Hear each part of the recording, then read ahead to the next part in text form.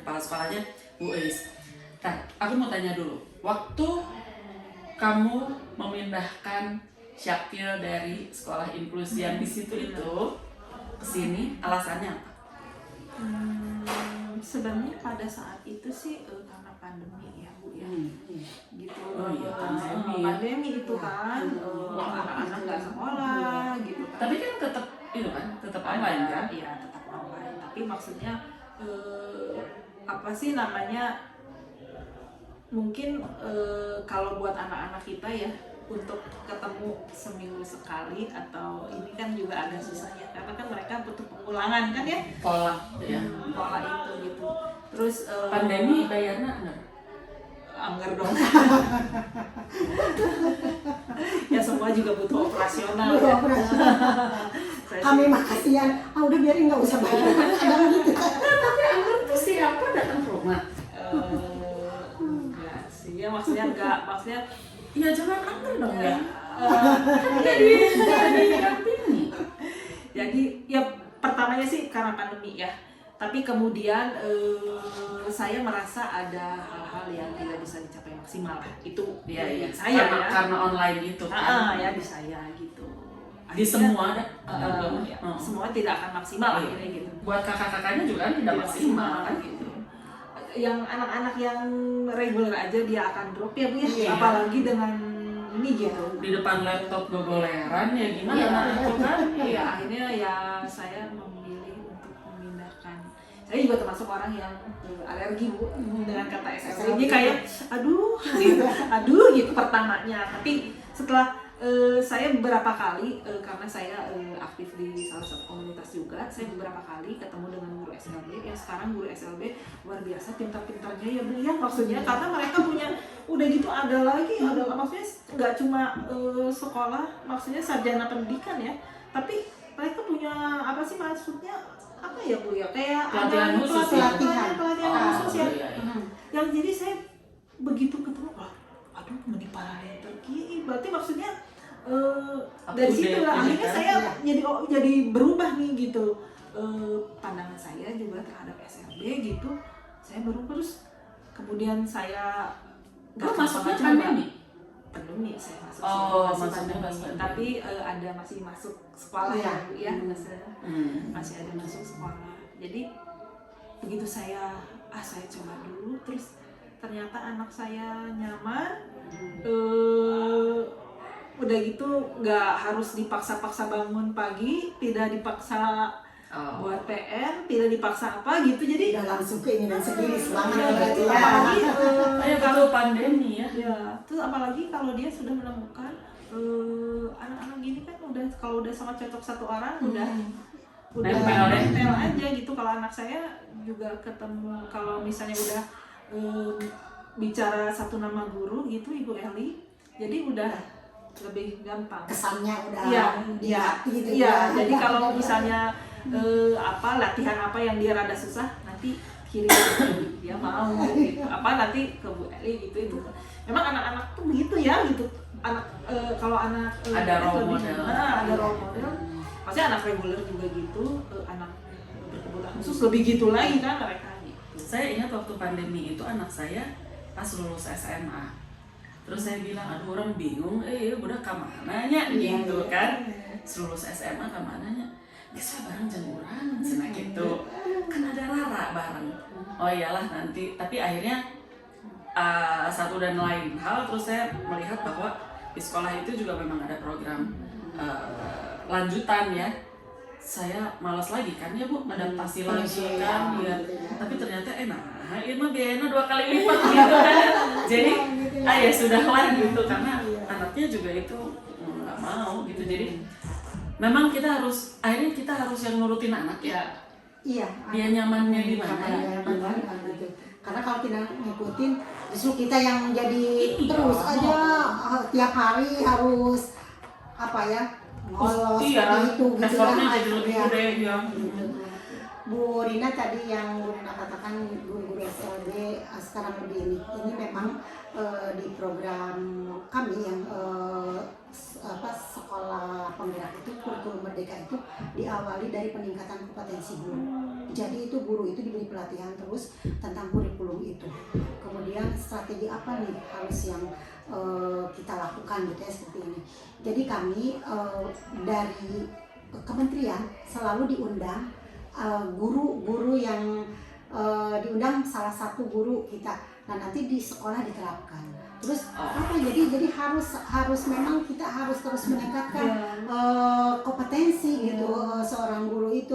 Walaupun misalkan kita menghadapi anak justru anak gini yang harus kita tos begini segini metode ini nggak cocok. Ini gini harus kreatif. Strategi apa lagi nih yang harus kita laksanakan gitu ya. Kemudian media apa gitu ya yang harus kita berikan. Jadi kita anak 5 melayani anak 5 itu kan beragam semuanya. Berbeda ya seperti itu. Yang satu udah kita layani ini, yang ini gimana? Ini ke mana? Jadi memang kita selalu gitu ya. Jadi meningkatkan kompetensi itu.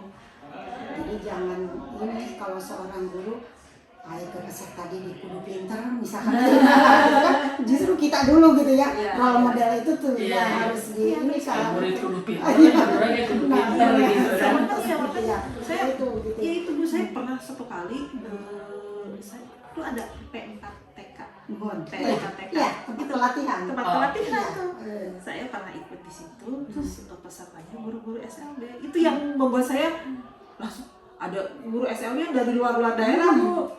Pas dulu masih pandemi online kan kita gitu, kayak ada seminar gitulah, webinar gitu. Pas saya dengar kok ini pada hebat begini ya, saya bilang gitu. Ternyata ya itu yang membuat saya coba saya lihatlah ke SLB gitu. Ternyata ya memang beda lah. Kenapa kamu memilih SLB ini? Karena SLB penggerak. Karena sudah ada teman-teman sebelumnya ya. Jadi istilahnya bener loh, buat teman-teman gitu ya, maksudnya masih tidak menyekolahkan anaknya, nggak ada alasan loh itu. Jadi memang itu tuh kan ada dua ya, ada inklusi, homeschooling dan SLB. Inklusi ini lumayan harganya. Homeschooling saya nggak setuju homeschooling. Homeschooling dia tidak bersosialisasi. Ya, maksudnya ada sosialisasi tapi tidak tidak semaksimal itu gitu. Karena kalau homeschooling itu kan ketemu orang banyaknya mungkin pada saat event-event tertentu aja, dan itu tidak maksimal kalau buat anak-anak kita yang harus selalu ketemu orang kan gitu. Yang satu lagi ada SLB, itu tinggal dipilih, cuman ya dengan plus minusnya lah. Semua gitu. Juga ada yang berdampingan plus dengan minus itu ya. Tapi ini untuk pengalaman yang homeschooling ya, di kami juga ada siswa yang udah homeschooling masuk ke SLB. Nah itu Evan yang tunarungu kan sekarang udah ujian kelas 6. Sekarang justru mau ke SMP STT Telkom. Karena di SLB kita sudah diberi ini ya bekal gitu ya, udah diberi bekal pembelajaran. Di awal di homeschooling udah bagus, hanya kan tidak ada sosialisasi tidak ada sosialisasi. Kemudian nanti ikut ujiannya mungkin di paket paket A atau apa baru nanti SMP ya. Nah sekarang ini udah lulus, orang tuanya minta izin mau pindah ke SMP inklusif reguler ke STT Telkom. Kami sangat bangga gitu, berterima kasih sekali. Berarti apa yang kami lakukan, apa yang kami berikan kepada siswa ini udah mau bisa nanti keterima di inklusif. Jadi saya juga menyarankan ini ya kepada orang tua, kalau misalkan anak di awal pembelajaran yang misalkan udah punya hasil dari psikolog, anaknya punya IQ seperti ini, terus anaknya misalkan tunarungu ya, yang berdasarkan pengalaman ini ya, pengalaman saya berbicara ini berdasarkan pengalaman. Jadi kalau untuk sekolah pertama, sekolah dasarnya mendingan di SLB dulu, karena kan sudah terbentuk. Kalau nanti udah berkembang boleh nih ke sekolah inklusif, jadi anak bisa gitu ya gitu.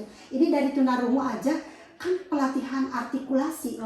Artikulasi kan kita latih terus. Ada pembelajaran khusus artikulasi. Jadi nanti anak sudah bisa membaca bibir, kemudian mengeluarkan suara, bisa bergaul dengan ini, udah dibekali. Kalau dari awal langsung ke inklusif, di inklusif kan tidak ada mata pelajaran untuk yang kekhususannya itu ya, bina diri, artikulasi itu tidak ada. Nah sekarang Evan udah desain grafisnya pinter. Kalau orang tuanya coba Bu fasilitasi laptop yang paling bagus gitu, dia menurut. Kemudian kan kami sekolah punya instruktur. Di sekolah kami tidak ada guru desain grafis, tapi kami mengirimkan instruktur. Jadi berjalan gitu. Udah yang desain grafis itu kita udah kerjasama dengan dunia usaha, dengan tim staf presiden, itu desain kita udah dipakai loh. Anak tunagrahita Sapril membuat desainnya itu udah dipakai oleh tim presiden yang Bu Angki itu kan berarti yang tunarungu. Itu udah dipakai itu dari hasil anak kita gitu. Nah ini kan jadi itu kami juga kalau di tenaga kerja kami tidak ada yang mumpuni di bidangnya, kami ambil instruktur gitu ya. Pencaksilat kita guru olahraganya olahraga biasa, ambil yang khusus instruktur pencaksilat.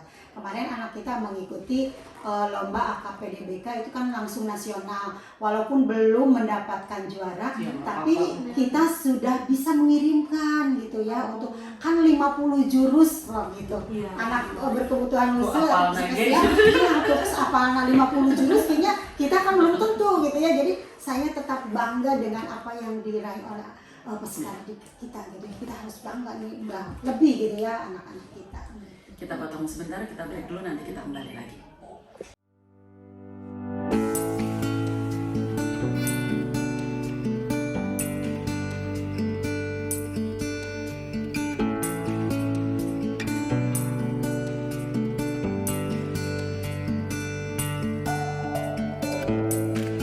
Masih di tempat bercerita BDG, masih dengan Bu Ais. Tadi Rina ngobrol soal tiga jenis sekolah, inklusi, homeschooling dengan SLB. SLB sudah inklusinya, kita sudah pernah ya dengan guru-guru inklusi gitu. Nah fenomena homeschooling ini, saya juga orang yang nggak cukup sih, sangat tidak setuju dengan homeschooling. Kelebihannya mungkin anak-anak bisa fokus, misalnya begini, anak saya nih senangnya main gitar kan, yang satu lagi gitu. Kalau dia masuk di homeschooling, mungkin gitarnya akan lebih tergali kan. Kayak matematiknya masih ada lah. Dan nggak pintar matematiknya mau buat apa? Dia akan jadi musisi gitu misalnya. Sejarah masa detik lah. Bahasa Inggris aku dulu bisa sekolah ke luar negeri gitu kan. Jadi kita bisa menentukan sendiri. Itu positif buat saya. Tapi negatifnya malah lebih banyak. Anak nggak punya teman loh. Terus kata orang-orang, ya bisa bergaul mah nggak harus di sekolah aja. Bisa di tempat les, bisa di mana. Les teh kan paling banyak seminggu 2 kali ya. Taruhlah 3 kali. Paling lama 2 jam gitu. Nah buat saya, itu tuh bukan dunia nyata gitu. Dunia nyata adalah dunia di luar. Karena kebanyakan yang saya dengar, kenapa orang tuanya memilih homeschooling supaya anaknya tidak dibully. Padahal kan dibully itu bagian dari apa yang harus kita hadapi dan bagaimana cara kita menyelesaikan itu. Jadi memang kalau dia nggak pernah rebutan mainan dari kecil, ntar dijahatin nangis. Kalau saat dia udah punya pacar, dia pasti pikir, wah langsung tidak akan kuat menghadapi tantangan. Nah, jadi kayaknya kita harus cari satu homeschooling di mana kita bisa harus apa ya? Kan kita cuma tahu plus gue ya, cuma tahu plusnya 1, mungkin lebih banyak lagi. Jadi itu juga karena merupakan pilihan. Saya mah jangan didengar deh, itu mah kata saya. Nanti kita harus tanya ahlinya. Kayaknya harus gitu deh. Tapi memang kalau sosialisasi itu ya nggak ada. Dan apa sih namanya? Kenapa pentingnya sosialisasi? Jadi dia tahu bagaimana menghadapi Ya, nanti saat dia harus menghadapi dunia Iya. kerja, Mm-mm. pinter mah pinter pasti ya. tapi pasti Iya. akan Tapi berhubungan dengan manusia gimana gitu. Iya kan, kecerdasan itu sekarang bukan IQ saja, saja. Iya. ya ada kecerdasan sosial, Iya, emosi itu, macam-macam. justru itu ya di sana Harus lengkap harus ya. iya. Orang yang berhasil itu kadang orang yang dari sosial ya banyak ya yang berhasil gitu ya, karena dia mungkin menghadapi masalah ya. dunia nyata dia sudah seperti ini nih menghadapinya, ya. Jadi anak bisa bergaul gitu ya dengan seringnya bersosialisasi, jadi menghadapi ini dunia baru dia bisa langsung menyesuaikan gitu ya, seperti itu. Kalau ya seperti tadi ya, kalau homeschooling pasti akan di rumah saja dengan lingkungan keluarga gitu, ilmunya dapat gitu ya, Iya. tapi sosialnya Enggak. gitu ya gitu. Kalau ilmunya pasti dapat karena Iya. fokus itu Iya, kan fokus, belajar gitu ya, mau diinikan. Nah ketika harus anak terjun ke masyarakat, nah itu mungkin karena anak spesial kita tidak bisa ujuk-ujuk langsung gitu ya, seperti itu. Jadi memang harus dipertimbangkan juga ya untuk memilih sekolah itu gitu ya, seperti itu. Ya itu mah kembali lagi mana ke orang tua, kan pasti orang tua ingin yang terbaik. Ini anak kami, ini anak kita itu cocoknya di sini. Tetapi dilihat dulu nih menurut pendapat para ahlinya. Ya, tetap harus ada referensi dari para ahlinya. Ya, gitu kan. Dari psikolog, kata psikolog nih ada menyarankan ke sini misalkan seperti. Kan psikolog juga kalau memang anaknya masih bisa ikut di inklusif, tidak Pasti di ini ya. kan, pasti Jangan. diarahkan ke sekolah inklusif Iya. gitu ya, nggak harus langsung ke SLB gitu, tapi sudah dirasakan ternyata nih di SLB gini, tidak banyak sekarang yang dari inklusif kembali ke SLB gitu ya. Terus SLB juga karena banyak pilihan, di SLB ini kurang cocok, pindah ke SLB ini. Makanya kami yang pelaku di SLB harus selalu mempertahankan gitu ya kredibilitas SLB, kredibilitas sekolah kita supaya dipercaya oleh masyarakat. Masyarakatnya siapa? Yaitu orang tua yang memiliki anak spesial itu gitu. Jadi seperti itu. Jadi kita harus bisa mempertahankan nama baik gitu ya. Dari mensos dari mana kita harus gebiar. Nah ini kami juga berterima kasih sekali. Nanti kan secara tidak langsung ya akan ada dipromosikan juga gitu ya. Lalu begini Bu, kan kalau kita tahu kalau homeschooling biayanya sangat beragam ya, sangat beragam tergantung anaknya mau homeschoolingnya seperti apa. Kan ada yang komunitas, ada yang majemuk, ada yang macam-macam lah ya. Nah yang kedua inklusi, ya kisarannya segitulah ya. Pasti lu juga bayar 2 juta lebih kan waktu itu? Enggak boleh ngomongin komentar. Enggak ya, sekian lah pokoknya jut lah ya gitu.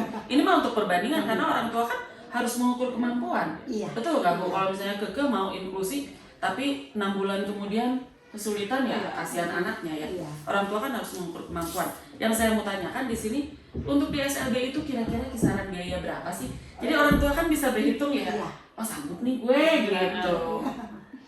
Kalau di SLB kami ini memang kami banyak anak yang sedang bersekolah di sini itu dari berbagai kalangan gitu ya, dari berbagai kalangan. Normalnya kita itu untuk masuk itu langsung sebutkan Iya. 3 juta ini masuk ya.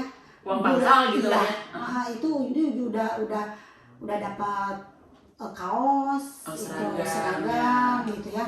Untuk bulanannya hanya 250.000. Itu ekstrakurikuler kami full, tidak bayar lagi. Tuh Gitu, orang jadi- tua yang pengen masukin Iya, masuk betul. 3 juta, SPP 250.000 udah all in ya. Iya.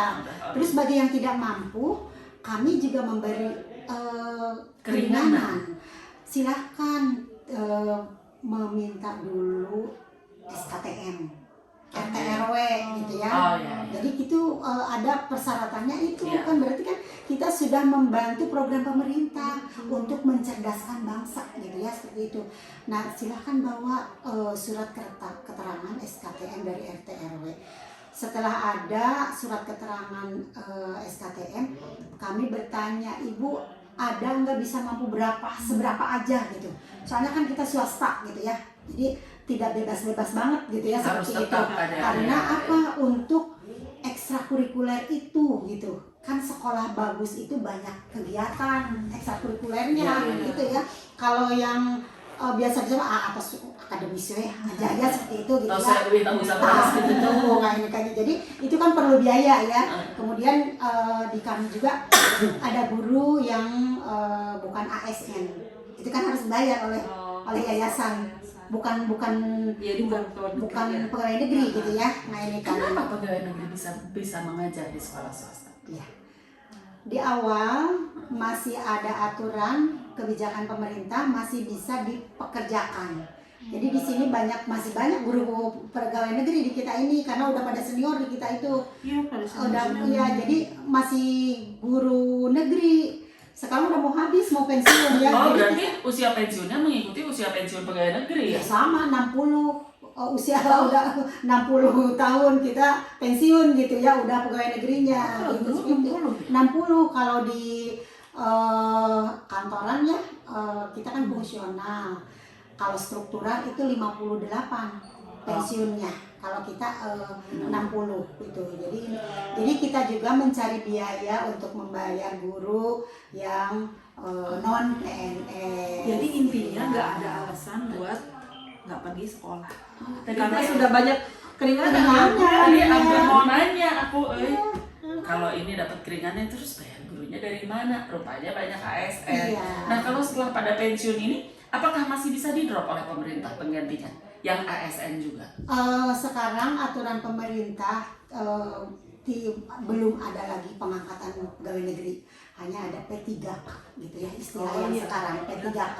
P3K tidak ditempatkan di sekolah swasta, justru sekarang yayasan harus mandiri bisa mencari dana sendiri gitu. Yang ini. Agak repot Ya, makanya kami juga sekarang ya kenapa ada SKTM harus ada berapa sih kemampuan gitu. Ini kan masih subsidi silang ya. Yang 250-nya kita bisa dihitung ada berapa orang gitu ya. Yang ini ada yang 150, ada yang 100, kami terima. Yang tidak mampu, tidak bayar sama sekali juga kami terima. Yang penting kami anak bersekolah gitu ya, jangan di rumah gitu ya. Itu yang salah itu yang di rumah gitu. Makanya program pemerintah yang sekarang kita wajib menerima siswa baru yang baru sekolah yang belum punya NISN nomor induk nasional itu di SLB itu minimal 13 siswa 13 orang. Itu jadi untuk menjaring masih ada nggak di lingkungan kita anak spesial yang belum kesekolahkan. Mudah-mudahan ya yang nonton ini, jadi kan ini kebetulan akan mendekati tahun ajaran baru nih ya.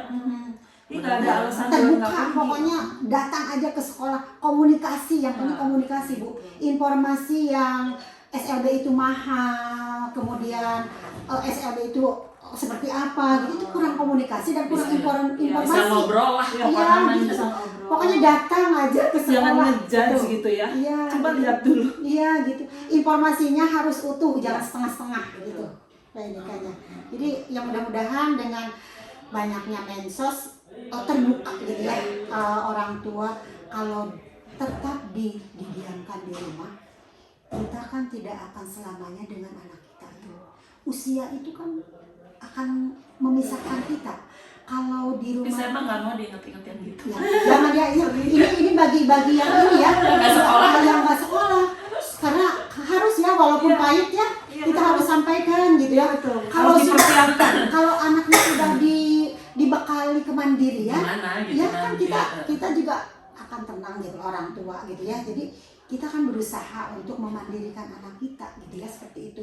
Jadi emang ada kakaknya, ada saudaranya, tapi jangan ya, jadi tapi anak tidak bisa gitu ya, seperti itu. Mainkan ya maaf, saya juga bukan berarti ini, tapi tetap harus diingatkan bagi orang tua yang tidak mau menyekolahkan, yang belum kesekolahkan gitu.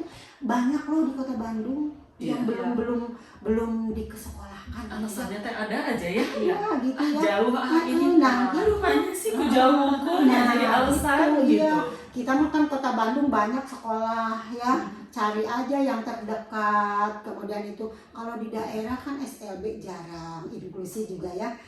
Ada, kita kan udah lebih maju lah. Kota Bandung itu tinggal mana homeschooling ada, inklusif Segala banyak, segala ada, tinggal orang tua dia mau ya Bu ya. Iya, tidak hilangkan mau. malah jadi gengsi apa-apa hilang gitu, demi anak kita. Ya. Sebenarnya gengsi mah enggak ada. Males kata saya mah.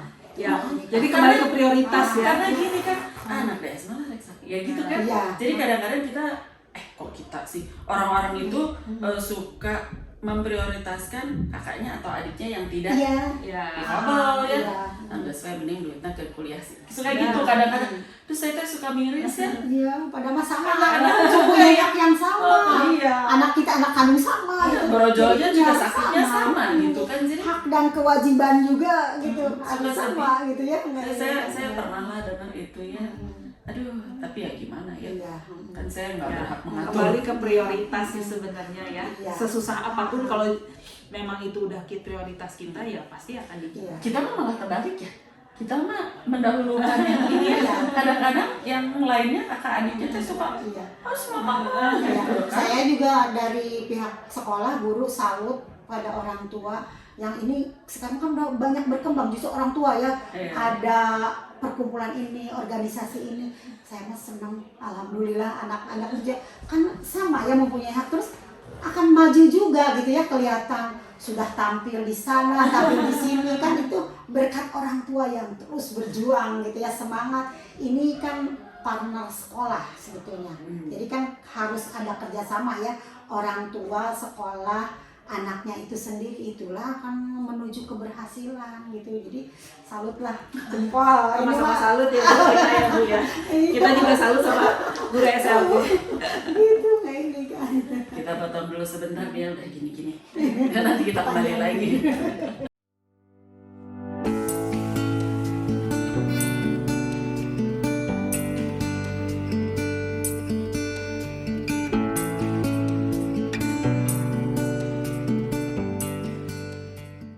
Masih dengan Bu Ais di SLB PLAB cek. Oh ya, oke, saya kali ini benar. Terus gimana? Kamu mau tanya apa lagi? Saya sih sepertinya Oh, udah. karena saya sudah bertemu dengan Bu Is 1 tahun terakhir ini ya. Saya Kok setahun sih? Iya, 1 tahun. Satu Iya. tahun. Anakku masuk kelas 4. Oh, baru 1 tahun? Oh, aku pikir tuh udah 2 tahun loh. Ya enggak, 1 tahun setengah lah. Pertengahan lah. Iya. Mungkin kalau saya tidak akan menanyakan apa-apa, saya cuma mau berterima kasih Ibu karena yang tadi Ibu ceritakan bahwa guru SLB mendapatkan pelatihan dan lain-lain, sebenarnya itu tidak sebanding dan bukan tidak sebanding ya. Kalau orang nggak punya hati Nggak tetap akan nggak akan melakukan melakukan itu, itu ya. gitu. Jadi istilahnya dengan pelatihan dan lain-lain, kalau nggak punya hati mah nggak akan.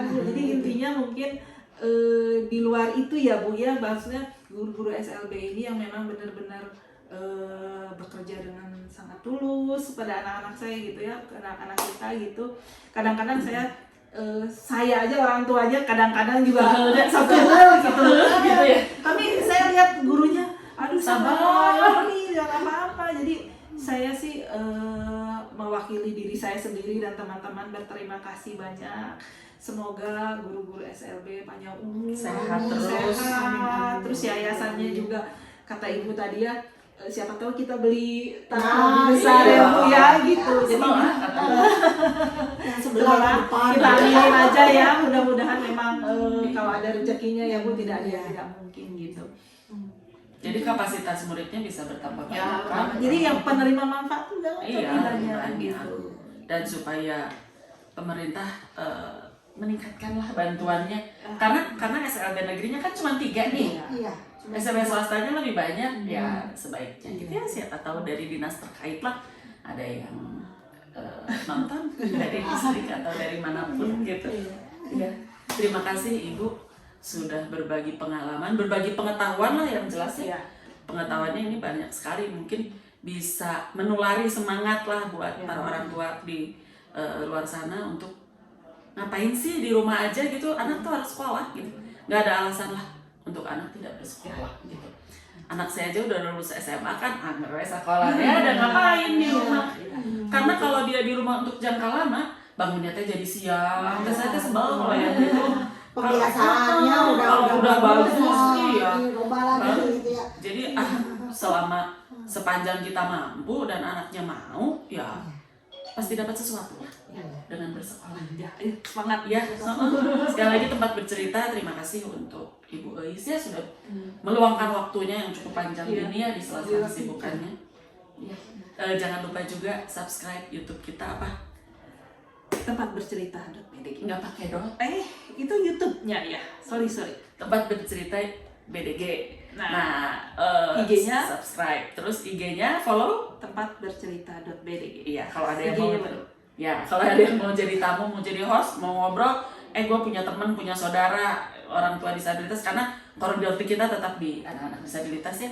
Boleh silahkan DM kita atau WA di 0813 2035 10 Salah. 0013. Iya, 0813 235 0013. Jangan lupa kita tayang 1 minggu 1 kali. Sampai jumpa.